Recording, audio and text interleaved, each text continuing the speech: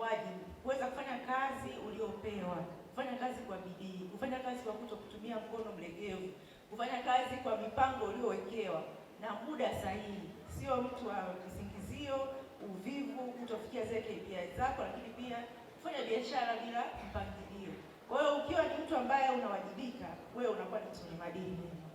Jambo lingine ni usawa, kuwatendea watu haki bila ubaguzi, sisi kama viongozi, lakini nyumbani pia, namna tunavyowalea na kuishi na wenzetu, tunavyowalea na kuishi na majirani zetu. Una mahusiano mazuri na majirani zako. Kwa hiyo nalo inaweza ikawa ni kiashiria mojawapo cha kuonyesha kwamba wewe una maadili ama si mtu mwenye maadili. Lakini jambo lingine ambalo ni kiashiria cha maadili ni haiba. Unavaa nini? Unatumia lugha gani? Ukikutana na watu unakulaje? Yote haya yanaanguka kwenye maadili.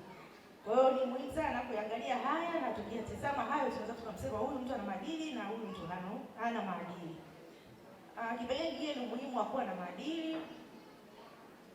Inaonyesha kwamba ili tuwe na maisha mazuri na tupate baraka kutoka kwa Mwenyezi Mungu, lazima tuwe na maadili mema. Lakini pia umoja na upendo. Tukiwa na maadili, tutapendana, tutaheshimiana, tutasikilizana, tutachukuliana, tutaoneana huruma. Kwa hiyo swala la maadili ni swala muhimu sana. Kuepuka machafuko. Ukiwa na maadili itakusaidia hii, kwa sababu utakuwa na mipaka, huwezi kuingia kwenye kila jambo.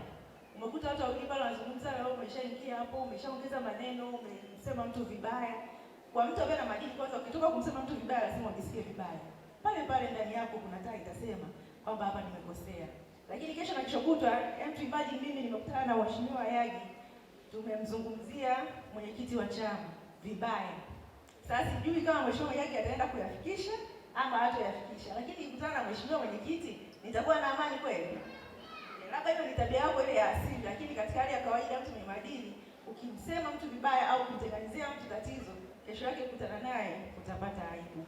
Lakini pia maadili yanatusaidia kupunguza na kuondoa vitendo vya rushwa, lakini pia ni sehemu ya kutujengea amani na usalama. Watu wenye maadili tutapunguza mambo ya vibaka, ujambazi, ulawiti, ushoga, yaani mambo yote mabaya kwa mtu mwenye maadili hawezi kuwa nayo.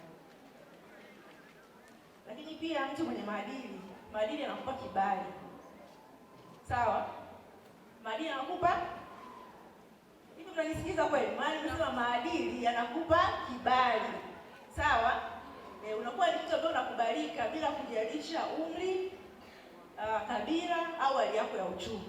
Kwa hiyo ni muhimu sana kuwa na maadili mema ili tuweze kukubalika.